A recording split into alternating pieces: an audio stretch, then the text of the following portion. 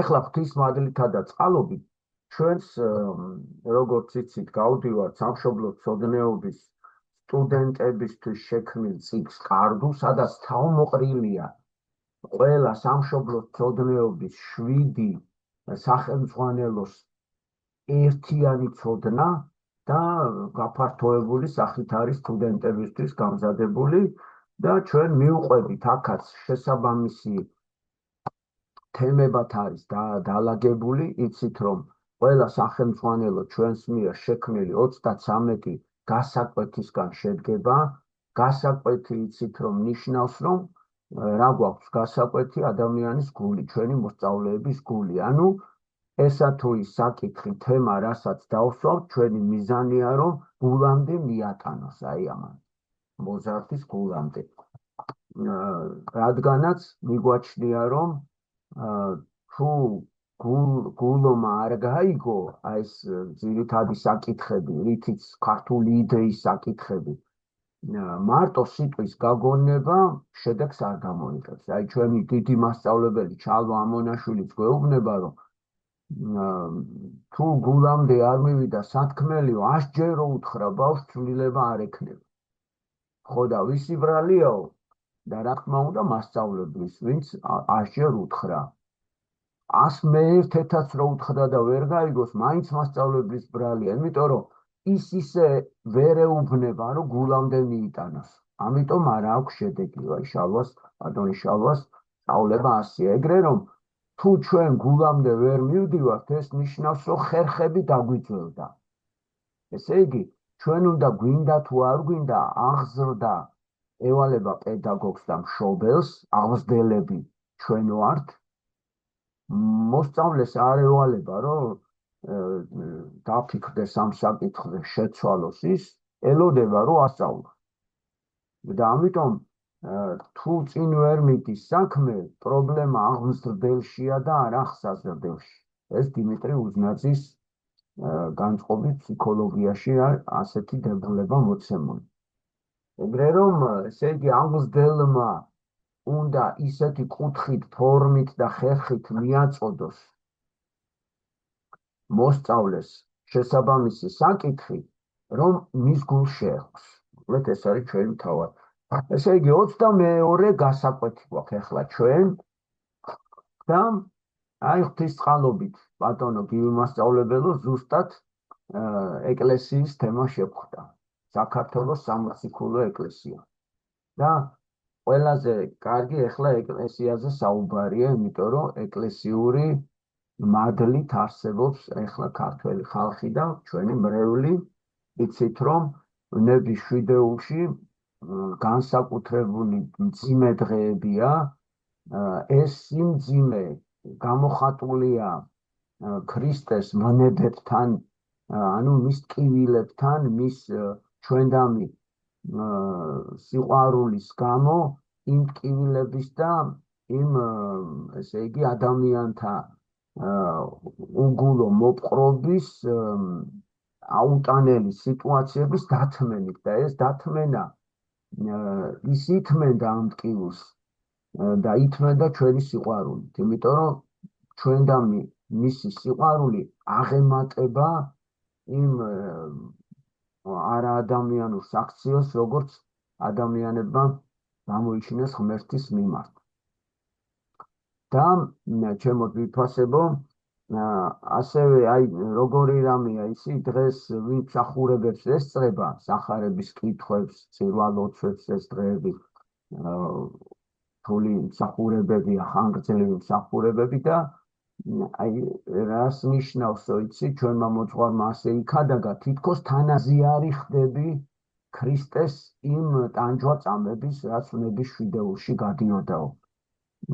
თან მე უფრო სხვანაირადაც დაუმატებ, რომ თითქოს აი ესე იგი განიცდი მის ტკივილს, მის მდგომარეობას, განიცდი მის სიყვარულს ჩვენდამი. ასევე აი თითქოს იქ ხომ ფილმშიც გამოხატულია, რომ უმეტესი ადამიანი ცუდად ექცეოდა იესოს, მხოლოდ რამოდენიმე ერთეული ადამიანი ტიროდა, აი ამის შემხედვარი.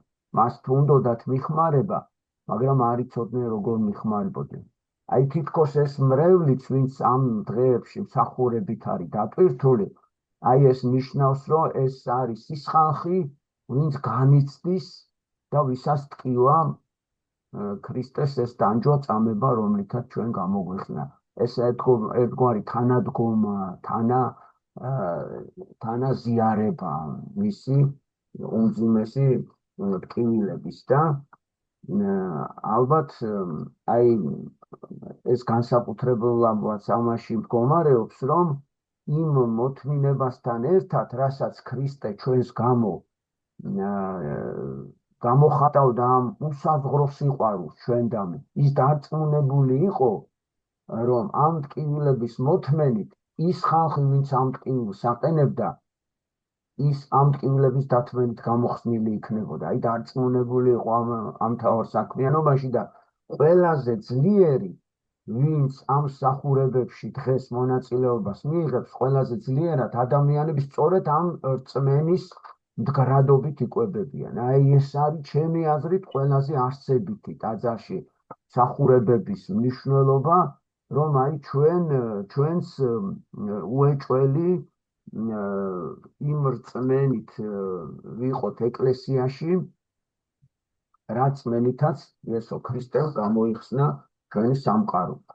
ესე იგი, აი წარმოიდგინეთ, რომ ეხლა ყველაფერი რო გქონდეს, რაც ჩვენი ისტორია, იცით, ჩვენ ყველაფრით განსაცვიფრებელია ქართული მადლი და ქართული მოდგმის საიდუმლო, მაგრამ წარმოიდგინეთ, ყველაფერი გვაქვს, მაგრამ ვერ შევინარჩუნეთ ჩვენი დამოუკიდებელი ეკლესია. მაშინ რა ფასი ექნებოდა ჩემოძი უფასები?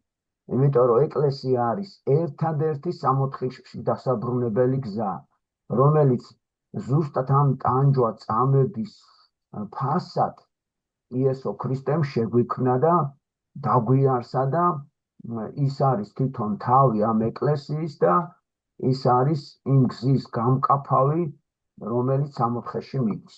აი ეს არის ეკლესია. მარტივად რომ ვთქვათ, უფრო მარტივად, იესო ქრისტემ დედამიწაზე მყოფი ადამიანი, რომელიც ესე იგი ტრაგიკულ მდგომარეობაში დარჩა, იმიტომ რომ უარი თქვა სამოთხეში და თავისით ვერ დაიბრუნა მერე შემდეგ დაკარგული სამოთხე, აი ღმერთმა არ მიატოვა ასეთი დაცემული ადამიანი, იქცა ღმერთი ადამიანად, ადამიანის ცოდვები თავად იტკივილა, მოკვდა ჩვენს გამოსახსნელად, აღადგინა თავისი მკვდარი სხეული და შეგვიქმნა შემდეგ ეკლესია, დააარსა ეკლესია და ეს ეკლესია არის სწორედაც ესე იგი მიწაზე მყოფი დროებითი სამოთხე და მეორენაირად კიბე, რომელიც დაგვიბრუნებს დაკარგულ კავშირს ღმერთთან, ანუ დაგვიბრუნებს ჩვენს დაკარგულ სამოთხეს. აი ეს არის ჩვენთვის ეკლესია. ეხლა თქვენ იცით, რომ ეკლესია რომ ავტოკეფალური იყოს, ანუ დამოუკიდებელი, ამისთვის საჭიროა, რომ ერთ-ერთ მოციქულს უნდა ქონდეს ნაქადაგები ჩვენს ქვეყანაში. და მერე გაქვს უფლება, რომ სოფლიოს წინაშე მოითხოვო დამოუკიდებლობა, რომელსაც ეკლესიური სიტყვით ავტოკეფალია ქვია. აი ღვთის მადლითა და წყალობით საქართველოში აი პატრიარქის ქადაგება მაქვს პირადად მე, ცოცხალი ჩანაწერით, საგანგებოდ იქიდან ამოვწერე, რომ 5 მოციქულმა იქადაგა. პირველი ჩვენი განმანათლებელი და ჩვენი განსაკუთრებული შემწე საქართველოში არის ანდრია პირველ წოდებული, შემდეგ უკვე ის შემოდის სიმონ კანანელთან ერთად და როგორც პატრიარქმა მატათა და სიმონ კანანელი დღესაც საქართველოში განისვენებენ, ასეთი გადმოცემა გვაქვს და ბართლომე და თადეოზი არიან კიდე დასახელებული. მე სხვა წყაროებში მაქვს წაკითხული კიდე სხვა წყაროებში, რომ თომა მოციქულსაც ვარაუდობენ, რომ იქადაგა საქართველოში. ერთიც რომ იყოს ახლა ამ 5-დან, უკვე ნახეთ, არა მარტო ავტოკეფალიის მოთხოვნის უფლება გვაქვს ჩვენ, არამედ ერთმა მოციქულმაც თუ იქადაგა, უკვე ეკლესია შეუძლია იწოდებოდეს საქართველოს სამოციქულო ეკლესია. ანუ მოციქული თუ ქადაგებს ამ შემთხვევაში ეძლევა უფლება, რომ სამოციქულოდ იწოდებოდეს. აი ასეთი განსაკუთრებული ქვეყანა გვაქვს ჩვენ სამშობლო. მინდა გითხრათ, რომ მტერი საქართველოს ქართველ ტყლაპია მტერი ყოველთვის ფიქრობდა, რომ ჩვენში ეს ცოდნა მოესპო, გაენადგურებინათ ის მასალები, რომელიც ცხადყოფს ჩვენში მოციქულთა ქადაგებას და ძალიან დიდი ხნის განმავლობაში საქართველოში ეს თემა იყო ფაქტობრივად მომსპარი, რო იტყვიან და ეს პატრიარქის ესე თქვათ სიბრძნეს, მადლს და წყალობას ესე იგი მისი დამსახურებით მოხდა საქართველოში ავტოკეფალიის აღდგენა.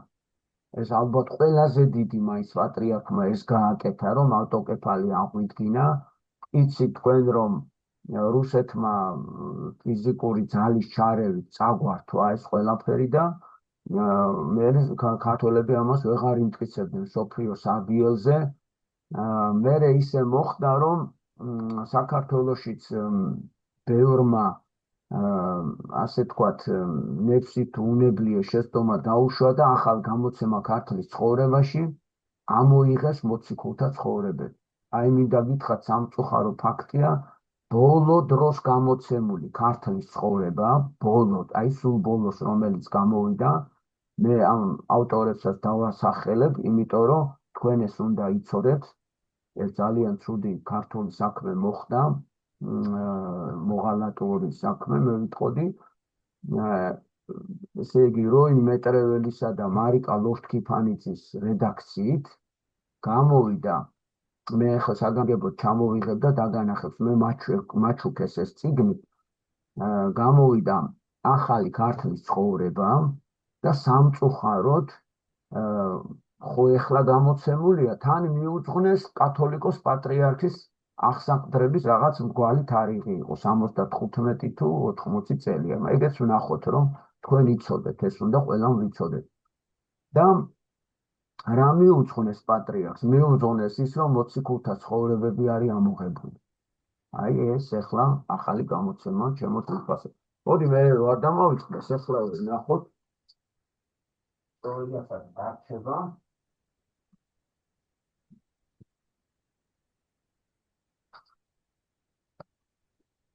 აი, ასეთი ქართლის ცხოვრება.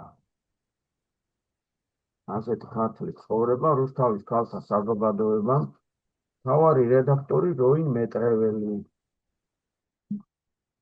სარედაქციო კოლეგია: მედია აბაშიძე, გიული ალასანია, ზაზა ალექსიძე, თამაზ გამყრელიძე, გურამ კარტოზია, მარიამ ლორთქიფანიძე, დავით მუსხელიშვილი, ზურაბ სარჯველაძე, მიხეილ ქავთარია, სიალა ქურციკიძე, მზექალა შანიძე, ელენე ცაგარეიშვილი, ედიშა ხოშტარია ბროსე. აი ეს საქართველოს მეცნიერებათა ეროვნული აკადემია. აი სამწუხაროდ ასეთი ეხლა ეს თუ ეძღვნება პატრიარქს, ესე გავიკითხოთ, აი ეძღვნება სრულიად საქართველოს კათოლიკოს პატრიარქის უწმინდესისა და უნეტარესის ილია მეორის დაბადების 75 და აღსაყდრების 30 წლის თავს. აი ჩემო ვიფასებო კიდევ ერთხელ დაიმახსოვრეთ. ხო, მე მინდა გითხრათ, რომ მე საიდან გავიგე ახლა?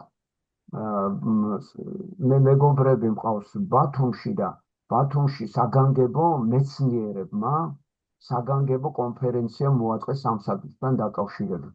ჩვენ საგანგებოდ ვიყავით მოწვეული, ჩავედი კიდეც, გავაშუქე, გადავიღე ყველაფერი და დეტალურად დაამტკიცეს, რასაც მე გეუბნები.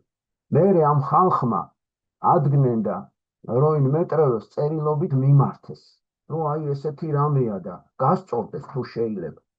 ხო და ნახა ამ ჯგუფის შემქმნელმა ეს წერილი, მოკლედ და იგივე დატოვეს, თვითონც არაფერი. და თან იცით რა თქვეს, ჩვენო რომელიღაცა გამოცემა, ძველი გამოცემაო, როგორც გამოვიდაო, ის აღვადგინეთო ძველი გამოცემაო. ესე იგი ერთი პერიოდი ხო კრძალავდნენ გივი მასწავლებელო და მაშინ იყო ერთი პერიოდი კომუნიზმის პერიოდში ამოღებული მოცივეს საგანგებო დავალები და იმის შემდეგ რომ გამოსცა ყაუხჩიშვილის გამოცემა ქართლის ცხოვრებაში მეც ამაქვს აქ საგანგებოდ იქ უკვე ესე იგი ამასაც გაჩვენებთ მაგალითად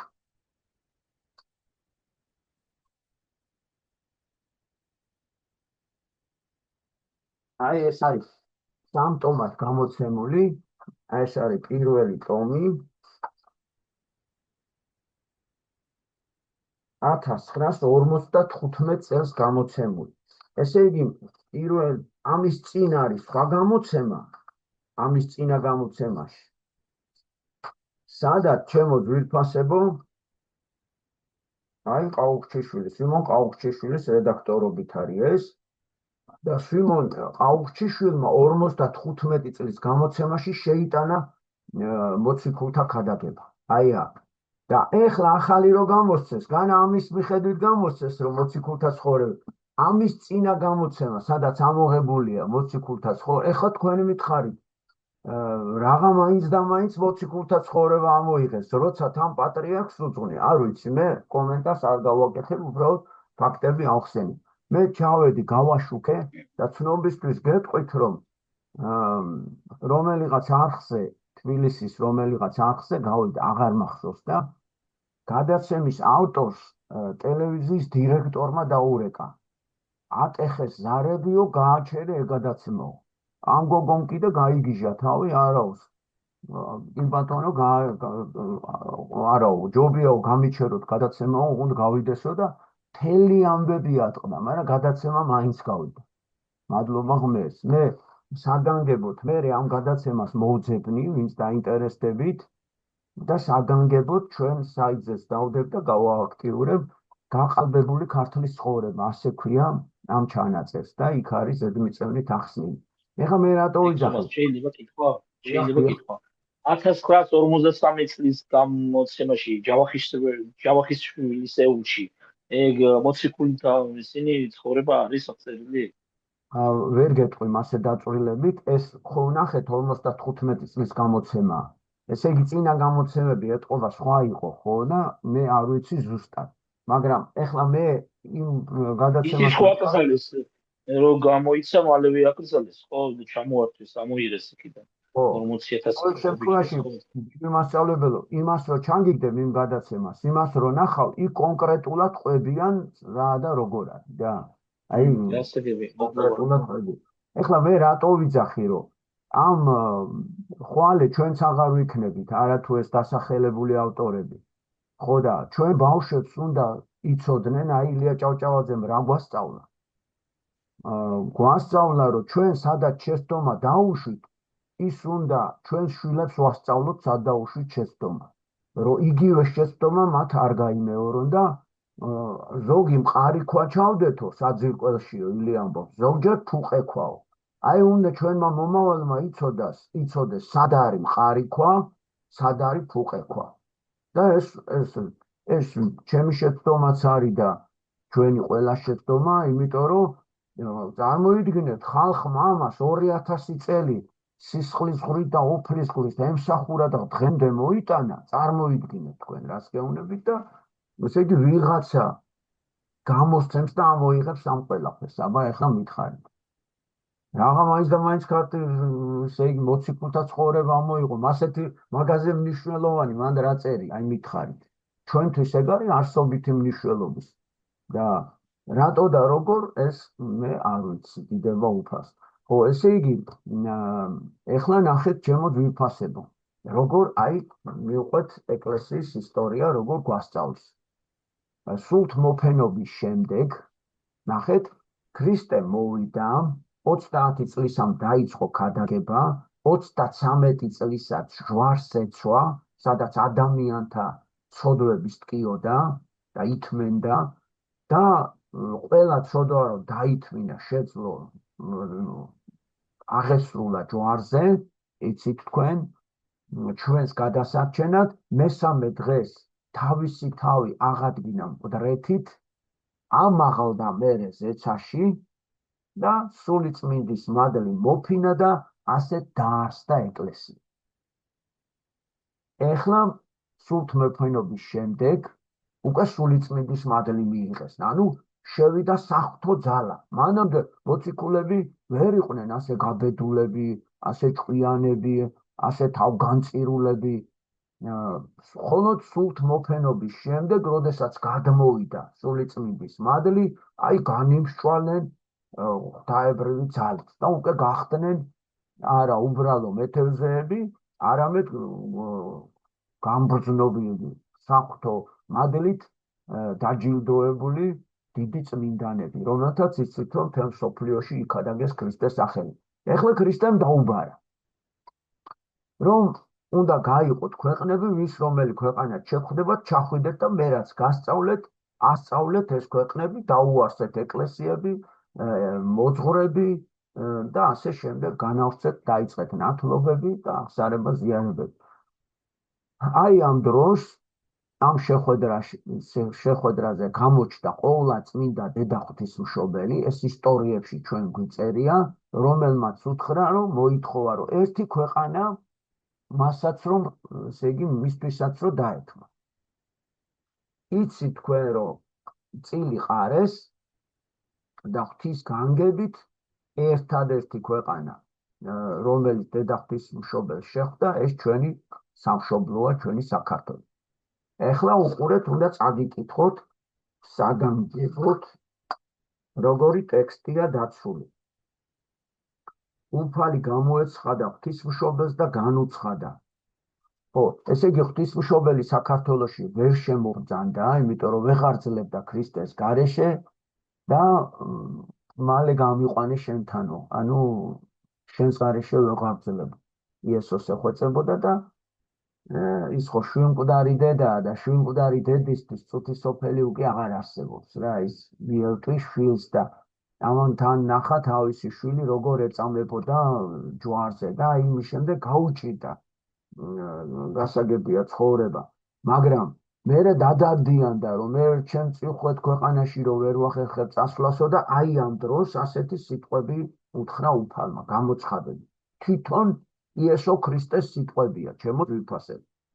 დედაო ჩემო, არა უგულებელყო ერიგი საზეპურო, უფროს ყოველთა ნათესავთა, მეოხებითა შენითა მათვის.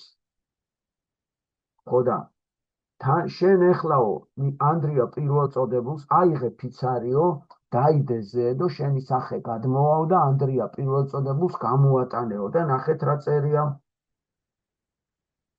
და თანა წარიტანე ხატი შენი, ვითარცა პირსა შენისა, იდებითა გამოისახოს. ანუ ფიცას რო დაიდებ, ხატი გადავა შენიო და აი ეს ხატი გაატანე ანდრია პირველწოდებულსო.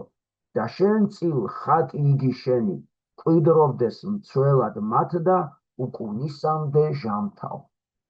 ესე იგი, სანამ წუთისოფელი იქნებაო, აი ეს ხატი იქნება მფარველი შენი წილხვედრი ივერიისაო. ამ ხატს იცით რომ ქვია აწყურის ღვთისმშობელი, რომელიც მართლაც დაიდო ფიცარი და გადავიდა მისი სახე, მისცა ანდრიას და ანდრიამ ამით შემოატარა მთელ საქართველოში. საქართველოს მერე აწყურში იცით რომ მრავალი სასწაული მოხდა, ამაზე არ ვისაუბროთ, ეს ცნობილია, ჩვენ არაერთხელ გვითქვამს და მერე იცით რომ სხვა ფიცარიც მიადეს აწყურის ღვთისმშობელს და ორი ერთნაირი ხატი გამოვიდა. ერთი დატოვეს აწყურში, ეს არის მესხეთის კუთხე, ახალციხესთან ახლოს და დანარჩენი მეორე ხატიც წააბრძანა ანდრია პირველწოდებულმა და ესე იგი განვლო მერე კიდევ სხვა ქვეყნებში იმოგზაურა. აი ნამდვილად ოლიკო რო გაჩვენებს, აი ეგ არის აწყურის ღვთისმშობელი. აი ოლიკო ნიჩბისი რო აწერია, აი ეგ ხატია, ჩემო ძვირფასებო. მინდა გითხრათ, რომ ორიგინალი ხატი თბილისში ოქროს ფონდშია, საქართველოს სახელმწიფო მუზეუმში. ოღონდ ის დედანი კი არ არის, ზეც 9 სხვადასხვა პირია, ახალი გამოცემული. ანუ ხო მრავალჯერ გამშვენდა ეს ხატი და ის ორიგინალი რო დაიდო და გადავიდა, ის არის გული, ანუ დედანი, სულ ბოლო საფუძველი. და ახლა არის დიდი კარები ხატი ესა, უზარმაზარი ხატია და მოკლედ საქართველოშია, თბილისში ამ წუთას ეს ხატი. ეხლა ნახეთ როგორ წერია. ანდრია მოციქული პირველად შემოვიდა დიდაჭარაში.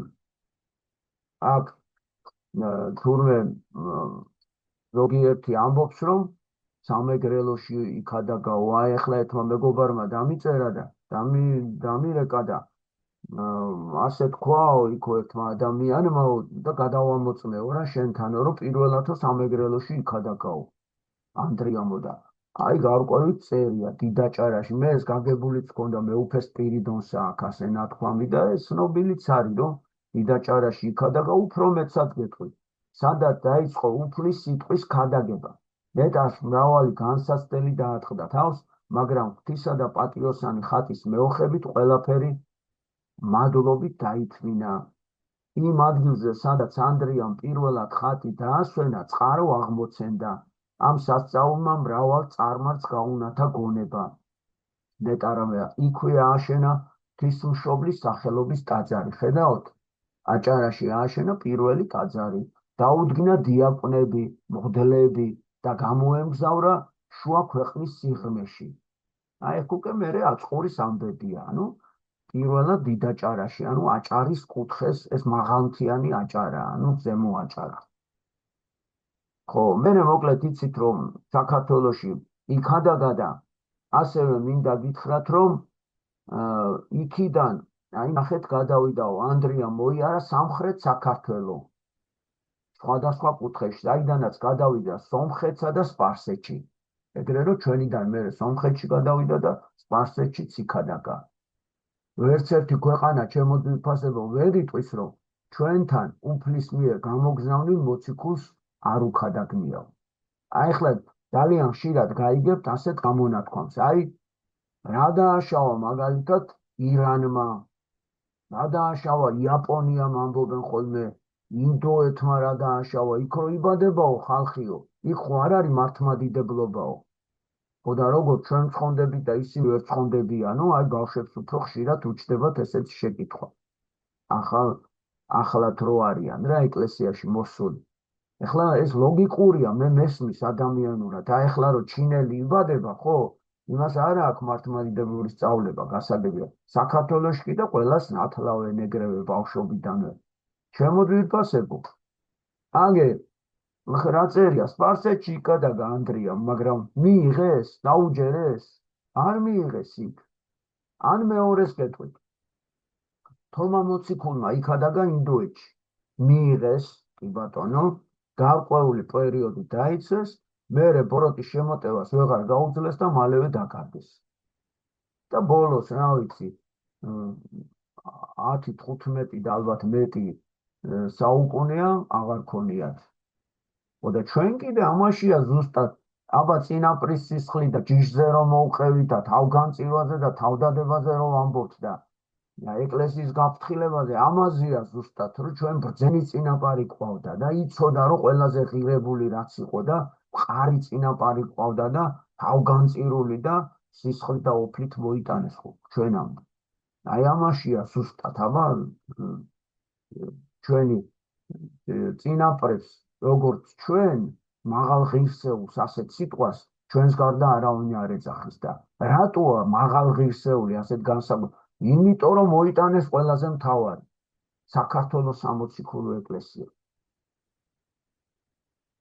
აქ გადაგების შემდეგ უკვე იერუსალიმში ჩაბრძანდა, საიდანაც დაბრუნდა მატათასა და სვიმონ კანანელთან ერთად. ეგ უკვე სამი მტკიცება. განამტკიცეს სარწმუნოება ქართლში. შემდეგ, რა თქმა უნდა, სამეგრელოსა და სვანეთში გადაიდგეს. მატათა მოციქული აქვე დარჩა, ხოლო ანდრიამ და სვიმონმა გზა განაგრძეს აფხაზეთში. კი ბატონო, სადაც სვიმონი მიიცვალა და იქვე დაკრძალეს. იცით თქვენ, რომ აფხაზეთში ახლა კი ამ წუთას ეს ტერიტორია დროებით დაკარგული გვაქვს, მაგრამ ჩვენ ვამბობთ, რომ ის ჩვენი ტერიტორია, ბავშვებსაც ასე ვასწავლით და მოვა დრო და ჩვენ ამას დავიბრუნებთ და ერთათაც როგორც დავიბრუნეთ, ჩავალ ჩვენ იქ და მოსწავლეებსაც წავიყვან და მანახსაც მოვაწყობთ დიდი სიყვარულით. კი ბატონო. ეხლა ამის შემდეგ ანდრია კიდე იქით გაანაგრძო მრავალ ჩრდილოურ ქვეყანაში იქადაგა დააღესრულა ქალაქ პატრეფშიო, აი ესეთი დასასრული არსებობს ჩემო ძვირფასებო.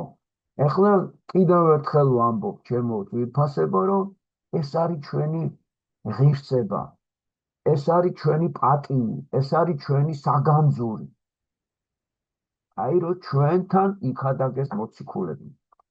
აი ხა მე კიდე გაგახსენებ ანდრე მეუფე ანანია რომ თურმე ამის შესახებ სინოდზე აცხადებდა, რომ მოციქულებმა იქადაგესო, ისეთი დრო იყო, როცა სინოდის წევრები და მეცნიერები ესწრებოდნენ, დასცინოდნენ თურმე მეუფეს. და შენო ზედმეტათო ნუიციო ეს ქართველებისო უსაფუძვლოდ ზეცაში აყვანაო. ხო და ჩვენ პირადად მოყოლილი აქვს მეუფე ანანიას, აი პირადად მოყოლილი, რომ ახალგაზრდა ვიყავიო და გამებრაზაო და ხმა გამიწყდაო და ვეღარ ვაგრძელებო, ცრემლი მომადგაო. ხო და პატრიარქი ახალი ნაკურთხი იყო ახალგაზრდა, მაშინ პატრიარქა ჩვენი ილია მეორე და პატრიარქს უთქვამს, რომ დააცადეთ ბოლომდე. და პატრიარქმა მითხრაო და ვეღარ ვაგრძელებო, აღარ შემიძლიაო. და პატრიარქმა მითხრა, გააგრძელე, მითხრაო და ძალები მოვიკრიფეო და აი ძლივ ჩავამთავრეო რა. ხო და ეხლა კიდე თქვენ იცით, რომ 12 მაისს მთელი საქართველო ანდრიაობას ზეიმობს. ეს არის ჩვენი უწმინდესის მიერ დაარსებული დღესასწაული. პატრიარქმა ეროვნულ დღესასწაულად გამოაცხადა. აი რას მიაღწია ეთომასწავლებელი. აი დიდი ავტორიტეტის გამო, მიუხედავად იმისა, რომ დიდი ეკლესიური მთავრობა მაშინ არ ყვავდა, მაინც პატრიარქს იმხელა ავტორიტეტი ჰქონდა, რომ მთავრობამ გამოაცხადა 12 მაისი ანდრიაობის დღეთ, როგორც შემობრძანება. ანუ აი ეს დღეს ასეთი ზარზეიმით აღნიშნავთ და დიდება უფალს, რომ ამაზე კითხვის ნიშანი აღარ არის დღეს საქართველოში. ესეც უკავშირდება ჩვენ პატრიარქს. აი ამხელა ღვაწლი აქვს, აი უბრალოდ წარმოდგენა არ აქვს. მე 90-იან წლებში, როცა ავტოკეფა ნახეთ, აგვცნობ სხვები. ნახე რა მოხდა?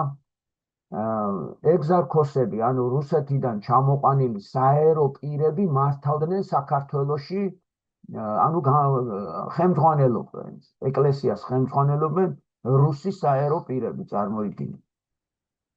რა თქმა უნდა, რუსეთის ეკლესიიდან გამოგზავნილ. ანუ დაპყრობილი ყავდა რუსეთ-საქართველოს ეკლესია.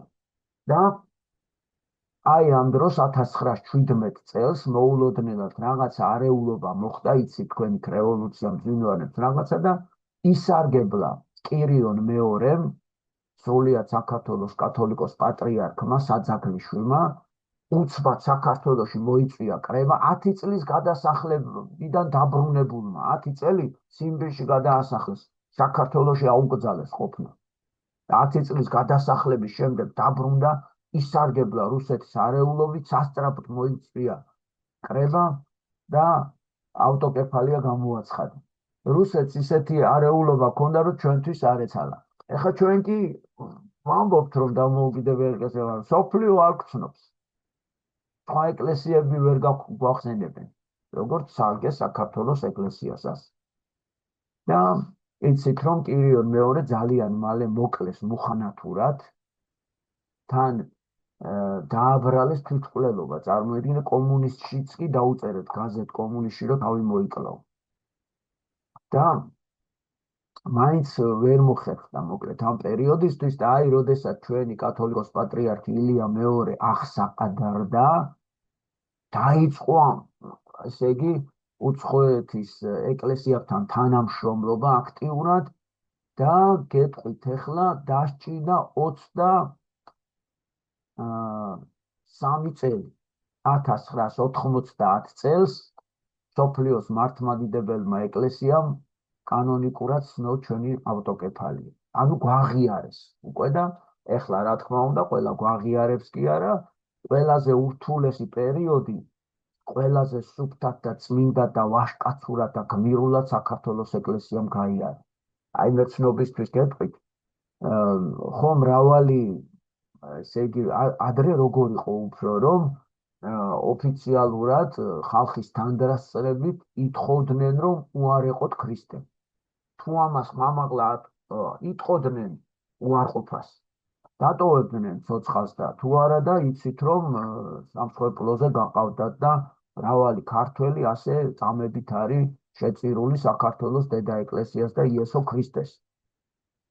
რა ესე იგი ამიტომ მერე ბოროტმა დაიწყო კიდე სხვანაირი შემოტევა. აი ეს არის გონების წვალება ქვია, მწვალებლობა აქედან მოდის, რა არის მწვალებლობა? აი ადამიანი რო თავისი ჭკუით ღმერთის დაარსებულს რაღაცით რო შეცვლის.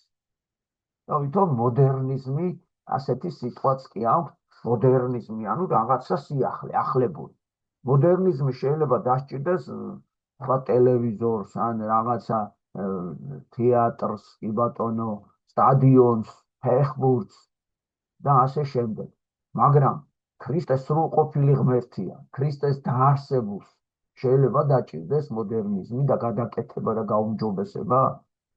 ხო და ამიტომ აი მწვალებლობაში ასეთი რამეა. ქრისტემ დაგვიბარა დახარებაში, რომ ამ ჩემ ნათქვამს არც მიუმატოთ და არც გამოაკლოთ რამეო. და ვინც მიუმატებს ან გამოაკლებს, უკვე მწვალებლობად იწოდება. ის აღარ არის ჭეშმარიტება. და აი წლებია მიმდინარეობს ასეთი მწვალებლური შემოტევა ეკლესიაზე. და იცით რომ მრავალმა შეცვალა აი ეს ქრისტეს მიერ დაარსებული სწავლება და კიდეც განდგა ჭეშმარიტებისგან. და ეს ბრძოლა მერე ბოროტის ბრძოლა პირდაპირ იერიში მიიტანა მართლმადიდებლობაზე. რატო? იმიტომ რომ რაც ჭეშმარიტია, ის აღელვებს, ხო ბოროტს. ის უნდა რომ ის სწორე გზაზე რომ მიდიხარ, 64-ის გზაზე, აი ის შეგაცდენინოს და მინდა გითხრათ რომ მე ასეთი რამე მოიფიქრეს, რომ ეკლესიების ერთობა აი ამ ერთობაში შესულიყო ის ხალხიც, ვისაც დარღვეული ქონდა ქრისტეს სწავლება და ერთობლივი ლოცვები დაიწყეს. ამას ქვია ეკუმენიზმი, ასეთი ბრძოლა ეკლესიაში, რომელიც რამოდენიმე ათეული წელია მიმდინარეობდა მთელ მსოფლიოში. და მინდა გითხრათ, რომ მთელი სამყარო შეიყვანეს. აი ყველა მართლმადიდებელი ეკლესია გააწევრიანეს. და როდესაც ჩვენი უწმინდესი ილია მეორე მიხვდა ეს, რომ არ იყო სწორე, ერთ-ერთი პირველი ამ სოფლიო საეკლესიო საბჭოთან გამოვიდა ჩვენი მართლმადიდებლური ეკლესია და აი მას შემდეგ ყველა გვებრძოდა, მაგრამ რა იერიში არ მოიტანეს, რა ბრძოლები არ დაუწყეს, ბოლომდე, ესე იგი, ანულირება მოხდა კიდე არასწორი დეკლარაციების და არასწორი ქმედებების. ანულირება ნიშნავს ესე იგი, რომ აი რომ შეინანო რა, რაც არასწორად ქონდა, რომ განიწმინდო, ნაოჭო ბრძოლისაგანო, ასე წერია. განიწმინდო, ესე იგი, რაც არასწორი ეკლესიური ფორმები იყო, იმიტომ რომ მწვალებელთან ერთად ლოცვას გვიკრძალავს ჩვენ ეკლესია და წმინდა მამები. და აი ჩვენი ეკლესია განიწმინდა ამისგან 1998 წელს, როგორც გითხარით, ანულირება მოხდა და აი ესე იგი ამ ყველა ხარვეზისგან გაიწმინდა და დღემდე ცდილობენ უდიდესი ეკლესიები გამოვიდნენ იქიდან და არაფერი გამოსის. მათ შორის რუსეთის ეკლესია ვერ გამოდის. აი ეკუმენიზმია იქ ჯერიდე კიდევ და რას არ აკეთებენ, მაგრამ აი ჩვენ შემოგნატრის რო იტყვიან ყველა სუფთად ქრისტეს წიაღში იმ სისუფთავის დამცავი მრევლი დღესაც საქართველოს შემონატრის, რომ როგორ მოახერხა უწმინდესმა. ეს ჩემი აზრით ეს იყო ალბათ ყველაზე ურთულესი ბრძოლა, რომელიც მან მოიგო და ჩვენამდე მოიტანა. მე იცი თქვენ რომ მეორე მსოფლიო კრების ჩატარების მცდელობაც იყო და ძალიან დიდი შემოტევა იყო, აი ძალიან დიდი და პატრიარქი რითი იგერიებდა ამ ბრძოლებს? დუმილით და ლოცვით. აი გაუძლო ყველანაირ შემოტევას და მადლობა ღმერთს. ეხლა ერთი ძალიან საყვარელი ამბავი, აი რომელიც განსაკუთრებულად მიყვარს. არსენი დიდი კათოლიკოსის ამბავი უნდა მოგიყვეთ, ესე ძველი დრო არის აფხაზეთის ეს გრიგოლ ხანძთელის პერიოდშია, თომას სწავლებელი გრიგოლ ხანძთელის პერიოდში. ჩემთვის ყველაზე საყვარელი ქართული ამბავი არის ეს ამბავი, ეხლა რასაც წაგიკითხავთ. აფხაზეთს მიმავალმა წმინდა გრიგოლის თანამოსაგრეებმა, ანუ გრიგოლ ხანძთელის თანამოსაგრეები იყვნენ თეოდორე და ქრისტეფორე. გზად სამცხეში მირიანის სახთან გაიარეს. ანუ ესე იგი, მაშინ სამცხე ჯავახი, აი მთელი ტაო-კლარჯეთი საქართველოს ეკუთვნის. ხოდამ გრიგოლ ხანძთელის ბერები რა, მონასტრის წიაღში არსებული მოღვაწეები გაიარეს სამცხეში, სამცხე ჯავახეთში და მირიანმა ბერები მიიწვია სახში. იმიტომ რომ ხო დიდი გზა იყო, მაშინ სწრაფი ტრანსპორტი სად იყო? და ხამე მიიწვია. მაშინ ძალიან მორწმუნე ხალხი ცხოვრობდა და დიდი პატივი იყო ბერების სახში მოწვევა და გამასპინძლება. მადლი იყო. დილით მან და მისმა მეუღლემ ბერებს შვილები დაალოცინეს, ესე იგი, გამოიყვანეს ეს შვილები, დაამწყრიეს და ეხლა რაც ჰქონდათ საჩუქრები, ღვინო, თაფლი, რაღაცა, რაც საჭირდებოდა საგზალი, ბევრს ვერ წაიღებდნენ, სად ჰქონდათ, დიდი გზა უნდა ევლო. ხო და მოკლედ შვილები გამოიყვანეს და დაალოცინეს ეხლა და აი უხარია და გადაწყვიტეს რომ აი ძალიან დიდი სიყვარული რომ აი ყველაზე ძვირფასი რაც გვაქვს ის გავატანოთო, იფიქრეს და ერთხმად შეთანხმდნენ რომ ყველაზე ძვირფასი ყავდა შვილები. გადაწყვიტეს ერთ-ერთი შვილი გაატანონ გრიგოლ ხანძთელთან, წარმოიდგინეთ რა საოცრება. ნახელა წმენა, წარმოიდგინეთ რა, ჩვენ კიდე ჯარში არ უშვებ შვილებს და გამოპირდაპირ გაატანე და მე ვეღარ ნახავ. ხო და ცოტა ჩემებურად ჩაურთავ რა. ეხლა სიტყვაზე 5 შვილი ყავდა, ხო? ხო და ეხლა უნდა შეთათბირდნენ დედ-მამა, რომელი გაატანონ ამ 5-დან. ხო და ეს ჩემი მოსაზრებით რა. ესე უთხრა რომ შენ გადაწყვიტეო, მამამ უთხრა დედას. ანუ ქმარმა უთხრა ცოლს რომ შენ გადაწყვიტეო.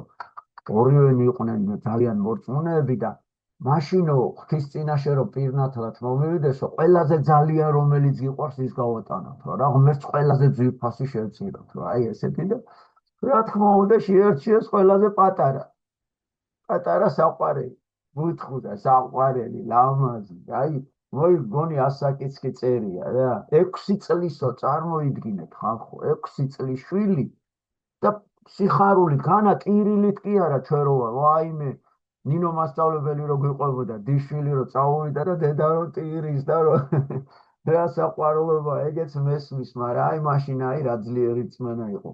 ხო და 6 წლის არსენი მისცეს აღსაზრდელი. ეს არსენი გააყოლეს რა. ბერებმა მშობლეს აღუთქვეს კლარჯეთის უდაბნოს არქიმანდრიტ გრიგოლს წარუდგენდნენ ხმასო. როცა ღრისმა გრიგოლმა თავისი ჩვეული ძმები თეოდორე და ქრისტეფორე მოიწია აფხაზეთში და მათთან ერთად კვლავ კლარჯეთს დაბრუნდა, ყრმა არსენი თან გაიყოლაო.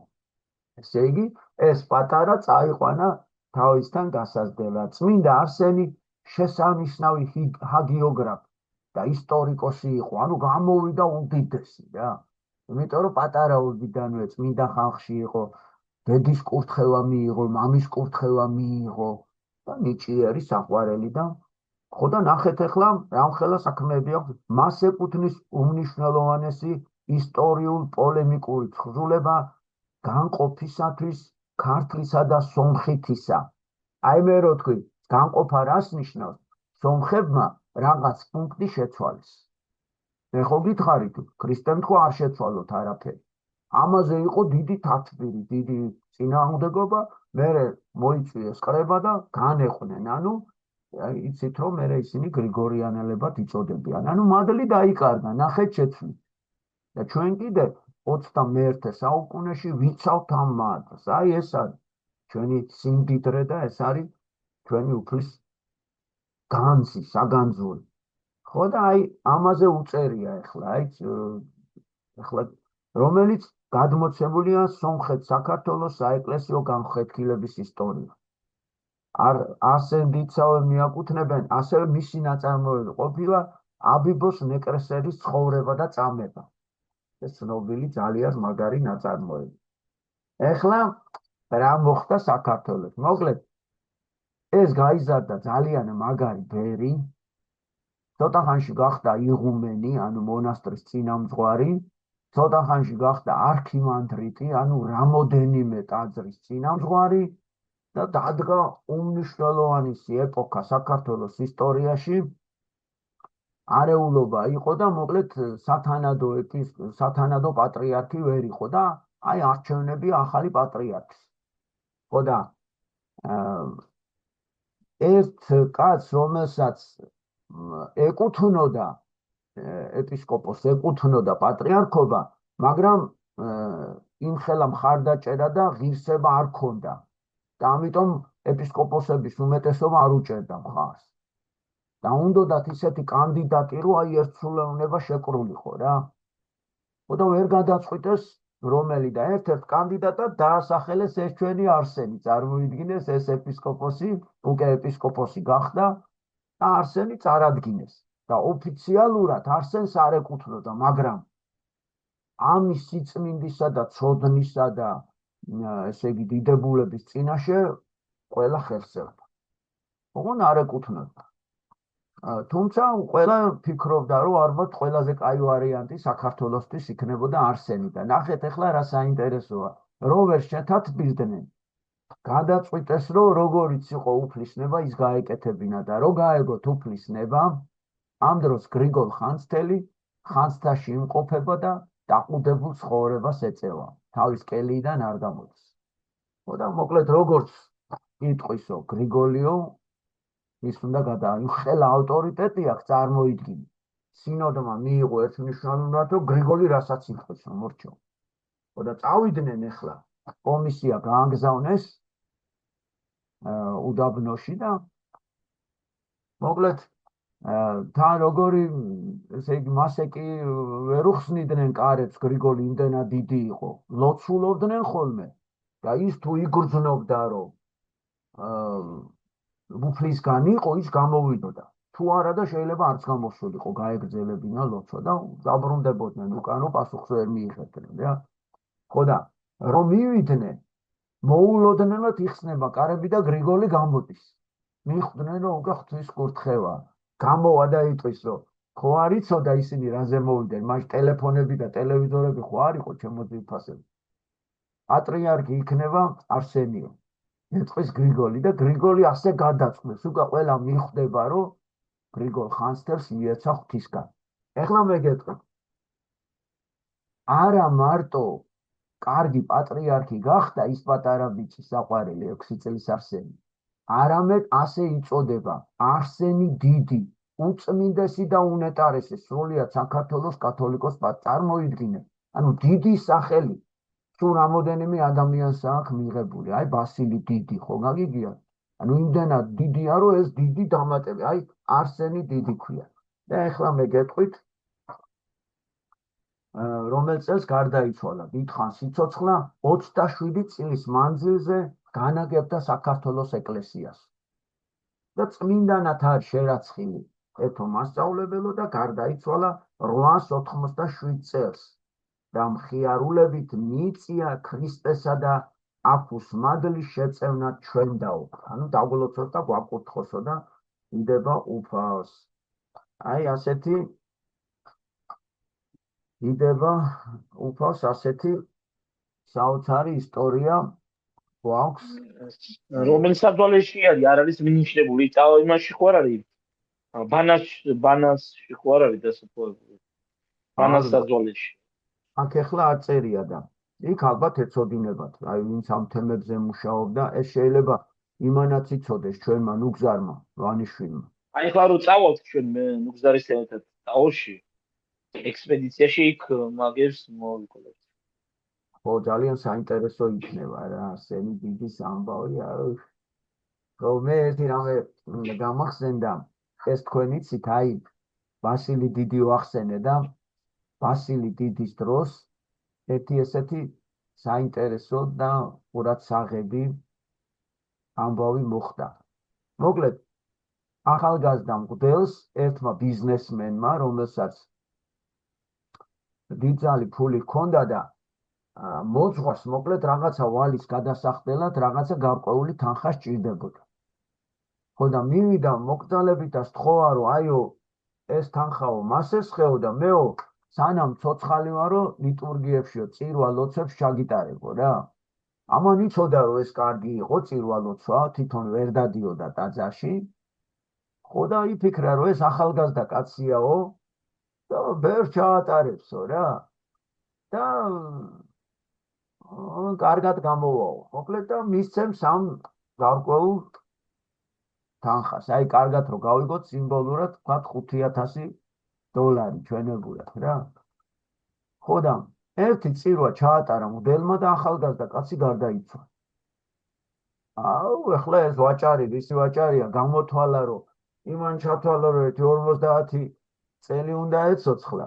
50 წელში წელიწადში ხო ჩაატარებდა, რა ვიცი, ერთი 50 იმას და 250 გამოუვიდა და მოკლედ არაო და ფულს ითხოვს უკან რა. ჩემი ფული მომეცით უკან. მეო ბევრი გადავიხადეო. ხო და საწყალი ცოლი რომ მივიდა, ცოლმა უთხრა რომ ეგ ფული ხო ვალში გავისტუმრეთო და არა გვაქვს საშუალებაო. მართლა არ აქვს. არ მაინტერესებსო და მოკლედ დაიძაბა სიტუაცია და ამ დროს ეპარქიის მმართველი იყო ვასილი დიდი და ვასილი დიდამდე მივიდა ეს ამბავი. ახლა ეპისკოპოსს ევალება რომ დააწყნარო სიტუაცია და დაიბარა ის ვაჭარი.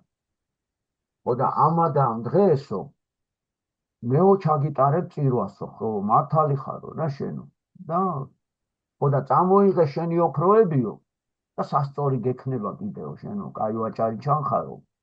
იოგაცო მააქოსა წამოიღეო და ერთი წირვის საფასური დავადგინოთ რამდენიაო, რომ რამდენი ვალი გაქვს, რომ მე შეგისრულებო რა.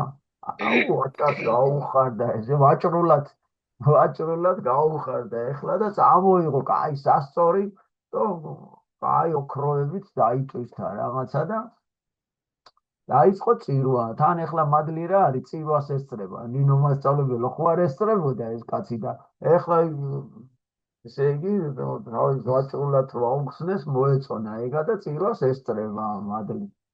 ხო და ეხლა უყურებ, როცა უკვე პური და ღვინო გადაიქცა ქრისტეს სისხლად და ხორცად ტარიგი რა.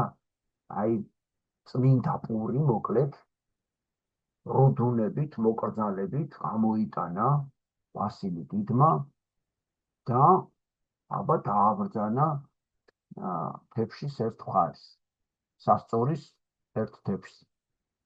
მეორეზე გადაიხარა რა თქმა უნდა ეს სასწორი და გადაიხარა და ეხლა ამას უთხრა რომ აბაო მეორე მხარეს დააწყე ეხლა შენი ოქროები.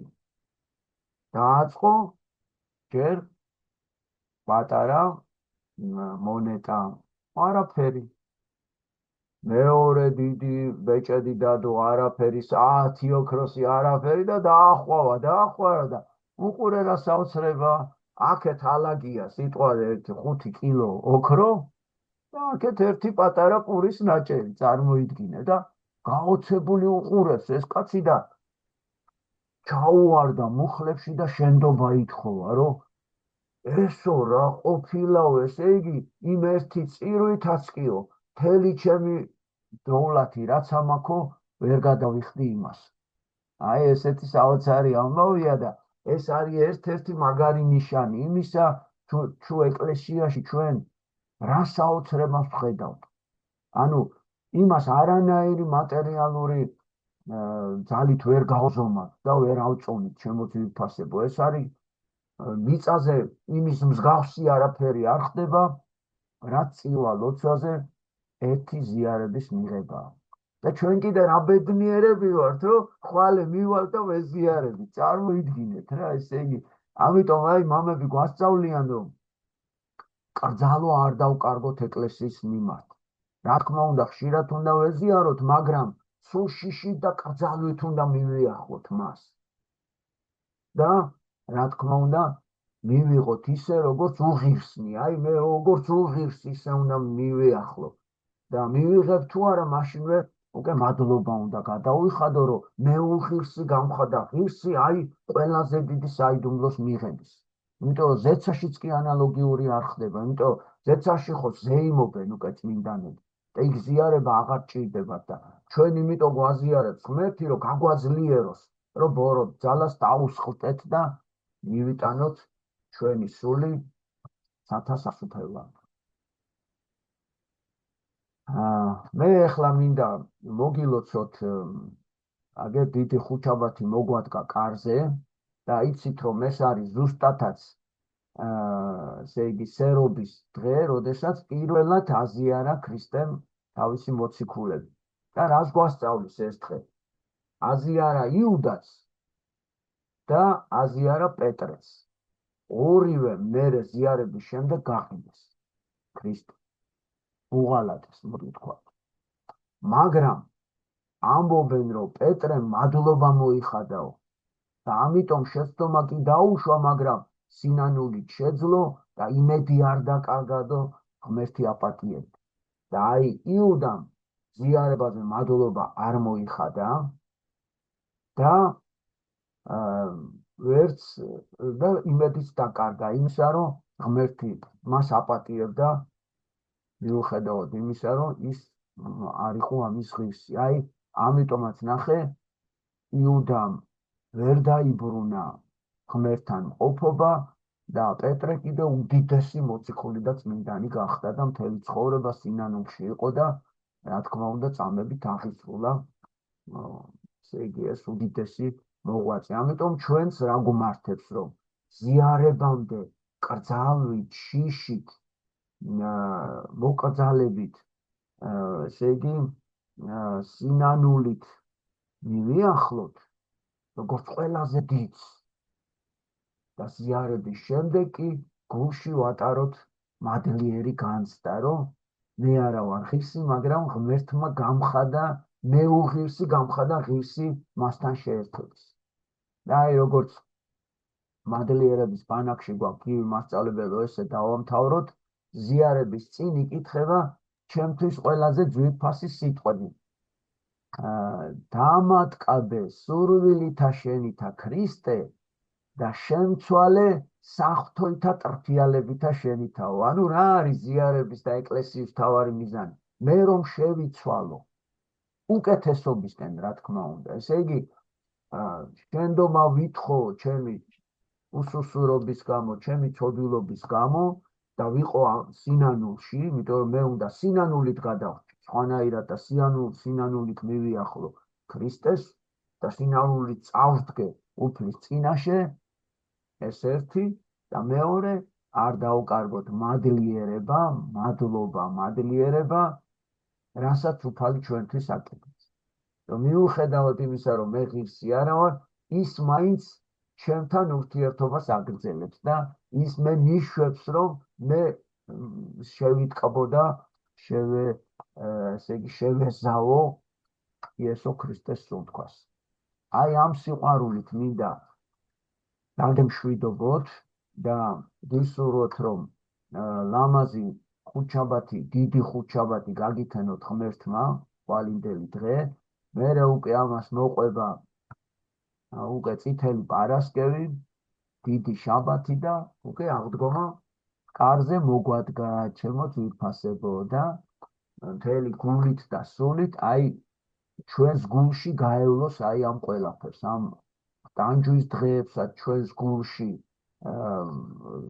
გაიაროს ამ ტანჯვის დღეებმაც, რომ ვიგრძნოთ მეტი სიხარულით და მეტი აღმაფრენით ვიგრძნოთ აღდგომის ბრწყინვალე დღესასწაული. ეგრე რომ გავაზრდოთ გული სააღდგომოთ ჯერ კი აი ეს ტკივილი განვიცადოთ, იყოთ თანაზიარი ქრისტეს მძიმე დღეების და მოკლედ დავემშვიდობოთ ერთმანეთს. ჩვენ ფაქტობრივად გამოდის რომ აღდგომამდე ვეღარ შევხვდებით და ამიტომ მინდა გისურვოთ რომ თქვენს გულში, თქვენს შიგა სამყაროში ლამაზი, ჭეშმარიტი და აი როგორი აღდგომა იყოს, იცი, ყველაზე შთამბეჭდავი თქვენ ცხოვრებაში. აი წრემლი რო წამოგივა და რო გაივსები მთლიანად და ადგილი რო აი ვეღარ ინელებ, რო ვეღარ შეგი, რო ვეღარ სუნთქავ სიხარულით, სიყვარულით, აი ესეთი შთამბეჭდავი აღდგომას გისურვებთ ჩემო თვითფასებო.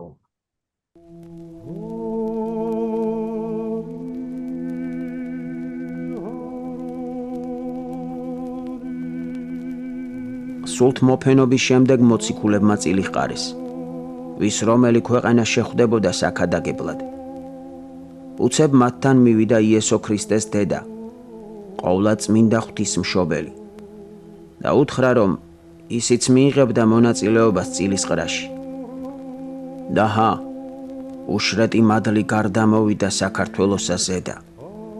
ყოვლადწმინდა ღვთისმშობელს ქართლის მოქცევა ხვდა წილად. მაგრამ მას მაცხოვარი გამოეცხადა და უბრძანა: ჰოი დედაო ჩემო, არაუგულებელ მყვერი იგი საზეპურო უფროს ყოველთა ნათესავთა, მეოხებითა შენითა მათთვის. ხოლო შენ წარავლინე პირველ წოდებული ანდრია, ნაწილსა მას შენ და ხვედრებულსა და თანაწარატანე ხატი შენი, ვითარცა პირსა შენსა დიდებითა გამოისახოს. და შენ წილ ხატი იგი შენი, კვიდრობდეს მცველად მათ და უკუნისამდე ჟამთა. წმინდა ანდრია პირველ წოდებულმა იქადაგა დიდაჭარაში, კლარჯეთში, არტანუჩში, სომხეთში. ღვთისმშობლის ხატის შემწეობით მოახდინა მრავალი სასწაული, მოაქცია წარმართნი. პირველად ის მობრძანდა აქ ხულოში, დიდაჭარაში დამკვიდრდა. წყარო ამოვიდა იმ ადგილზე. ანდრია მოციქულმა პირველი საუკუნის 38 წელს თავისი ხელით ააშენა ხალხთან ერთად პირველი ტაძარი ყოვლადწმინდა ღვთისმშობლის სახელზე. პირველი სამღვდელო, პირველი ქართველი აქ მოინათლა. პირველი სამღვდელოება აქ იკურთხა, პირველი წირო აქ ჩატარდა. ამიტომ ზემო აჭარა, კონკრეტულად დიდაჭარა, ხულოს რაიონი ითვლება საქართველოს ეკლესიის მოქმედი ისტორიის დასაწყისად. მეორედ მოციქულმა მატათა და სვიმონ კანანელი იახლა. წმინდა მატათა სვანეთს წავიდა, ხოლო ანდრია და სვიმონი ოსეთს, შემდგომ კი აფხაზეთს მიმართეს. რა იქნებოდა საქართველოს, რომ აქ ჩამოსულიყო მოციქული? დღევანდელ საქართველოში დაკრძალული ორი მოციქულიდან სვიმონ კანანელის საფლავი ამჟამად აფხაზეთშია, ხოლო მოციქული მატათა დაკრძალულია გონიოს ციხესიმაგრეში, ბათუმთან ახლოს. ამრიგად პირველი ქართული ეკლესია დააარსეს თვითმოციქულებმა და ამის შემდეგ ის უწყვეტად არსებობდა. ასეთი ცხოვლის თავარი ტაძარი არის აშენებული სწორედ მოციქულთა ქრისტეს 12 მოციქულის სახელზე. ჩვენში რომ ქრისტიანული ეკლესია და მრევლი უწყვეტად არსებობდა პირველი საუკუნიდან მეოთხე საუკუნემდე, ამას არქეოლოგიური მასალაც ამტკიცებს. ამ პერიოდის ქრისტიანთა საფლავები მრავლადაა აღმოჩენილი საქართველოში. ქართლის ცხოვრება და სხვა ისტორიული ქრონიკები ამტკიცებენ, რომ ქართული ეკლესიის სამწყსო პირველ-მეორე საუკუნეებში იყო ერთიანი ხალხი, ქართველი ერი. პირველი ქრისტიანები საშინელ დევნასა და შევიწროვებას განიცდიდნენ. მათ შვება მხოლოდ მეოთხე საუკუნეში კონსტანტინე დიდის მეფობის დროს იგრძნეს. ამ დროს ღვთისმშობლის კურთხევით საქართველოში ქრისტიანობის საქადაგებლად შემოდის კაბადოკიელი ქალწული, წმინდა ნინო.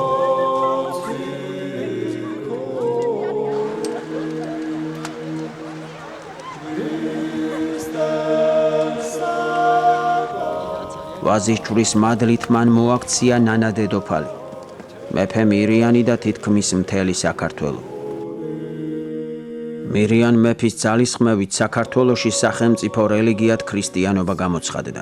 მეხუთე საუკუნეში საქართველოს ეკლესია ვახტანგ გორგასალის მეოხებით და მისი დიდი ღვაწლით უკვე ავტოკეფალურია. თუმცა საეკლესიო კანონებში ყველა ადგილობრივ ეკლესიას, სადაც კი მოციქულებს უქადაგნიათ, ავტოკეფალურად მიიჩნეოდა. გამოდის, მოციქულთა მიერ მოქცეული საქართველოს ეკლესია ავტოკეფალურად ითვლებოდა. წმინდა მეფე ვახტანგმა კი ეს ფაქტი იმჟამინდელი უპირველესი იმპერიის ოფიციალური ეკლესიის დასტურითაც განიმტკიცა. ანტიოქიის ეკლესიის რება სინოდი ანიჭებს საქართველოს ავტოკეფალიას, ანუ დამოუკიდებლობას. მე-6 საუკუნეში კი ისევ დედა ღვთისმშობლის კურთხევით საქართველოში შემოდის ღირსი იოანე ზედაზნელი და მისი 12 მოწაფე. აქ იყო მისი მღვიმე, სადაც არის დასაფლავებული და როდესაც შეევედრა უფალს, რომ მათთვის მიემადლებინა წყალი, ამ მღვიმესთან ახლოს გაჩნდა წყალი. 20-25 წლის წინათ აქ მდებარეობს ჭა შეგნით ტაძარში, რომელიც ზღვის დონიდან 1274 მეტრზეა. ეს ჭა ივსებოდა და გადმოდიოდა. გარეთ გამოდიოდა, შიგნით იყო პატარა არხივით გაკეთებული და მარკს მოყვებოდა, გარეთ გამოდიოდა. აქ ინახება შემდგომ მთელი წლის განმავლობაში ის წყალი, რომელიც ზედაზნელს ჩაედინება. თლიანი ტაძარი სველდებოდა.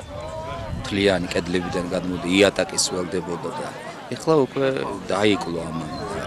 უფრო ეტყობა მცირედ მორწმუნეებისა და ჩვენი სარწმუნოების მიმართ გულგრილობის გამო რაღაც მცირედი ადგილი, ანუ ძველი, პირველი, აშენებული პირვანდელი საკურთხევლის კედლებიღაც სველდება. წირვა რომ დამთავრდებოდა, წყდებოდა.